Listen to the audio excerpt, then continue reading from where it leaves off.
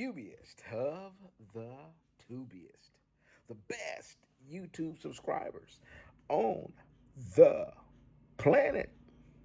That's you. And I'm 50 plus, and today I'm going to attempt to catch up with um, a few emails. Okay, I'm well behind on you guys' responses. So I'm gonna start by saying, if I told you that I was gonna make a video based off your question, and I really try to do that, okay, because that basically gives you guys the content that you want. So if I've told you, hey, I'm gonna answer your question in a video, but you hadn't seen that video yet, hit me up, okay? It's not that I've forgotten you or I've ignored you. Um, I've had some stuff on my plate, so I've just gotten behind. But you resending that question or just let me know, hey, um, you're gonna shoot me a video, and I really appreciate it. So don't forget me, and then they'll put you back on my radar. I really appreciate y'all helping me out with that. Okay, um, I'm going to try to go relatively quickly, and so I'm gonna skip this one. That one was kind of long. That might have to be one on its own. I should have not did that one, but I'm actually in April. Okay, so I'm going back a little bit, and I'm hoping that I can uh, over the next few days get caught back up. Okay. Nicholas Young, he said, hey, 50, I wanted to touch base with you and let you know I made it to Prime and in the TNT phase. Out here burning some diesel, putting in some miles on these tires. Good deal, man. Listen, um, he's also said that he's doing a flatbed over there. And Prime is a very good company, okay? And if you're going to, Lyle at No Hippie Trucking and Transportation, he's over there at Prime as well. And, you can watch his channel, and he does reach out to his subscribers when they message him as well. So if you ever have any questions, but that's a good company. I know you're doing flatbed over there, and if you ever decide to do something different, come on over here with us at Melton. I'm sure you'll you won't regret it for sure. Um, Christopher Pewitt, what's going on, brother? He said he just got out of. He said he just got out of. This was April again. I'm still in April. He said, "Hey, 50. When I get out of trucking school, I want you to be my mentor." Well, hey, um, make sure that um, you know, put me down. My driver code SMATE,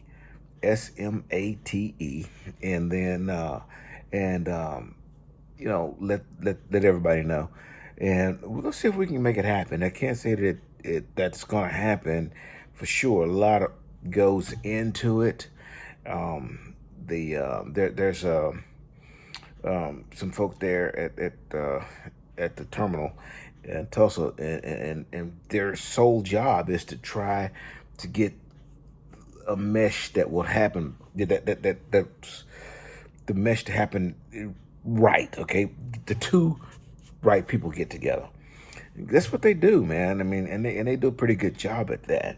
And sometimes based off of who's available to be a trainer and who needs to be trained, their goal is to make the best mesh that they can. And sometimes um, what we request may not be what's best for that moment. Okay, but let's try. Either way it goes, we're gonna follow their lead. These folks know what they're doing when it comes to meshing drivers, trainers, and trainees. So let's keep our fingers crossed. It may happen. Um, let's see if we can go to another one here. I had a few of them. Rich, uh, how strict is Rick Cotton? He says, how strict is Melton doctors on physicals. I'm on blood pressure medication. Every company is different, and I don't want to quit my job here. And they send me home. My blood pressure is good, by the way. Cool. Listen, guys, I'm on blood pressure medication as well. Okay.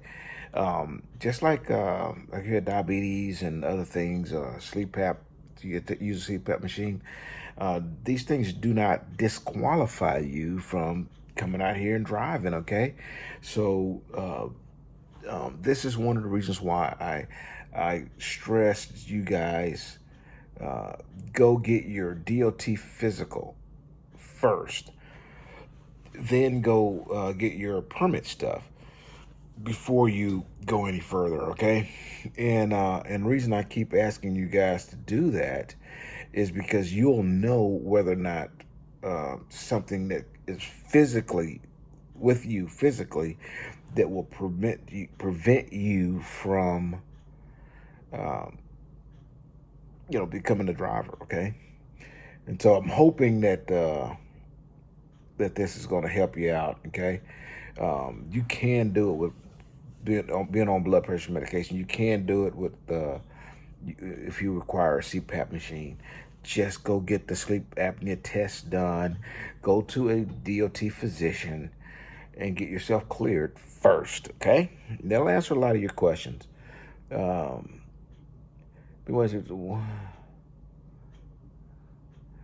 want to roll later to check school. Thinking of Melton. Okay, that was something different. I'm trying to find one that was more of a personal one. I'm trying to find one that's really good for you guys. You can get some benefit out of it.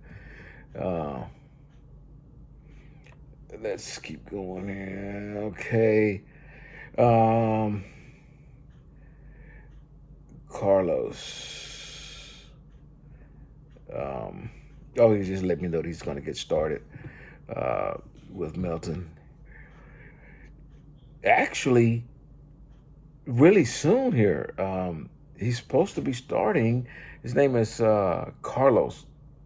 He says he's starting with Melton on the 7th. So Carlos, let me know how that is working out for you. I know you're going to be there on the 7th. I return on the 9th, and and I'm regional, so I'll probably be in Tulsa. For sure, I'm gonna end up in Tulsa while you're there in school. So just keep in contact with me, and if there's anything I can help you out with, tips or anything I can help you out with, man, please don't forget. Just reach out to me, okay? I do my best to get back with you guys as quickly as possible. All right, I know that it's been a little while, but obviously I've been having some other stuff on my mind, right?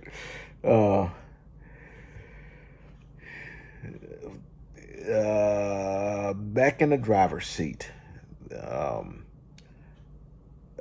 Julian from you on YouTube. I'm a former chauffeur with a Class B bus driver. My MVR is clean, but I haven't driven commercial in 5 years. Any advice you can give me to get my Class A? Greatly appreciate it.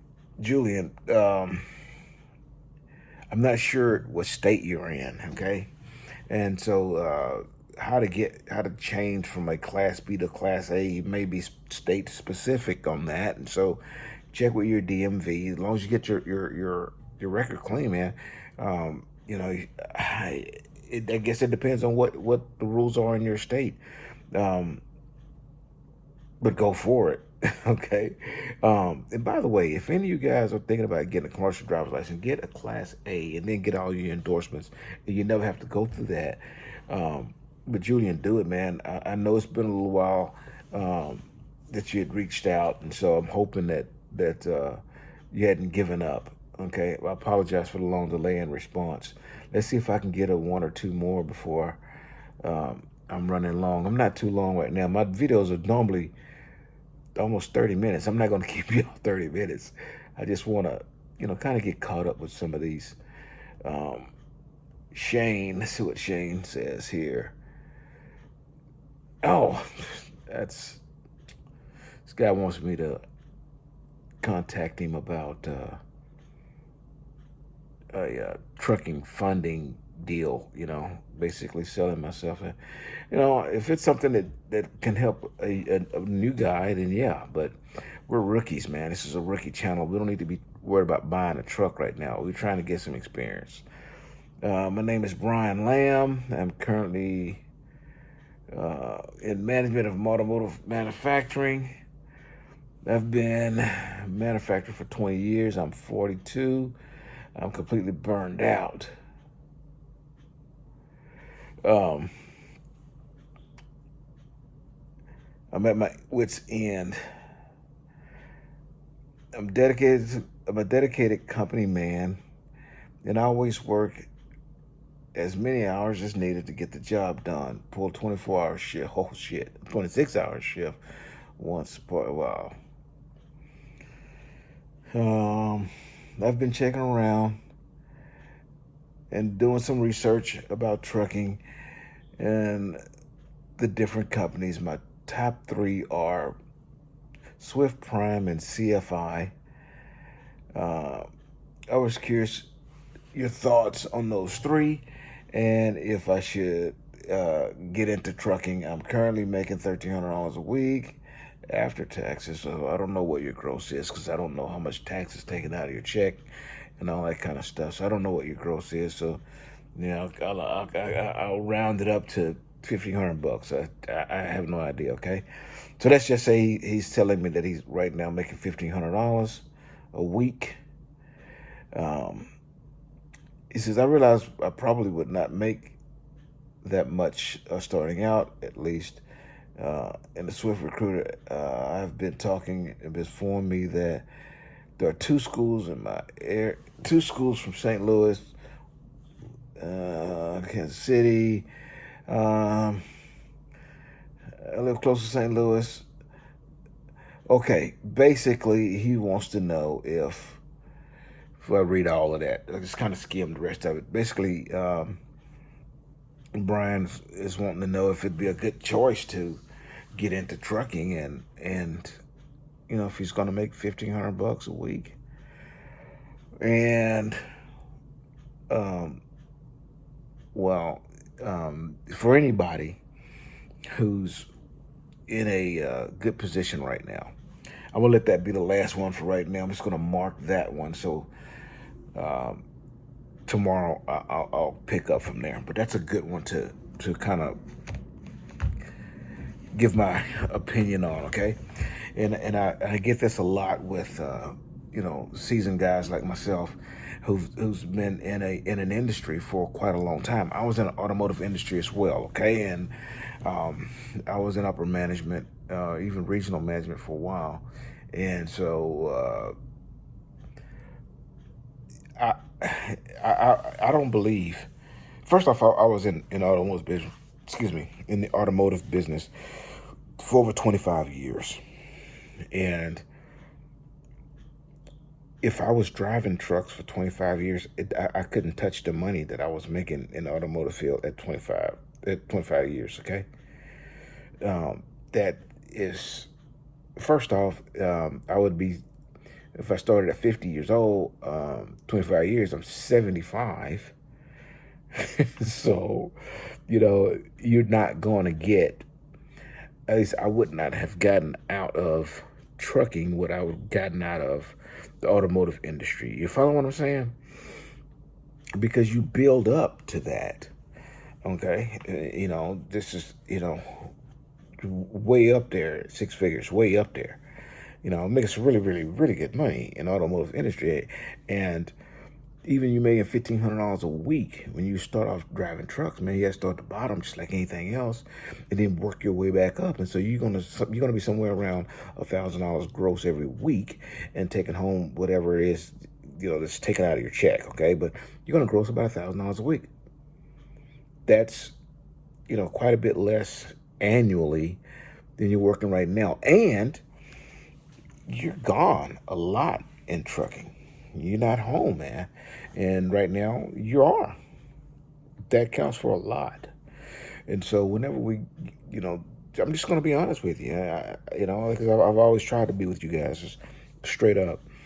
Sometimes trucking is a good idea, and sometimes maybe not so good, or depends on what you want. But if it's you know, the dollars, and you're not real interested in you know, leaving $500 a week on the table, that's $2,000 a month on the table when you leave your job that you've built up experience time for 20 years. Dude, if you left and then you got into this industry 20 years from now, you know, you'll be, you know, 60. I think it was 45. So you're 65 years old. You're almost ready to retire, and you drive a truck for 20 years. A lot less stress. I can tell you that. It's a lot less stress driving these trucks than it is working in the automotive industry. I don't know if anybody realizes automotive industry absolutely sucks. It is extremely high stress situation. And um, on both ends, man. You know, selling and repairing. I was in the back, fixed operations. So um, I wouldn't go back to that. I don't give a damn how much money you offer me. But if you're at that point, man, I heard you say you're at your wit's end, and I get it. I get it, bro. You're not talking to somebody who don't even have first-hand information of what you're saying. I know exactly what you're talking about. I left because of what you're saying. I don't ever want to go back to the automotive industry, ever. And I was high-end management in the automotive industry. They ain't going back, bro. Can't offer me enough money because I don't want it, man. I'm not, look here, that gray hair. You know, no, it wasn't that until I started, you know, upper management in automotive industry, dude. So I feel you. And so it doesn't matter what you do. If some of you guys are doing other things, as I get those similar emails and they ask me, well, what should you do? Find what is going to work for you. I can't give you the information because I don't know, man. I don't know what's going to work for your family. You know, I don't know what's going to keep your wife happy, keep your kids happy, and you know, keep your home happy, and keep you happy as well. I don't know those things. For me, you know, my home is straight. I'm home every weekend. With regional now, I'm home every weekend. It's a big difference. Big difference. I get to see my family, man. That's important to me. The money is not near as critical now, okay?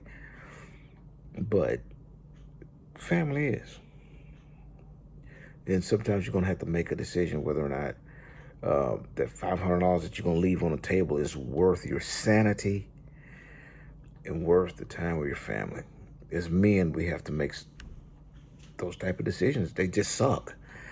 But it's why we're men. It separates us from the boys. We have to make the right ones, man. And sacrifice is what we do. That's why we're dads. Right?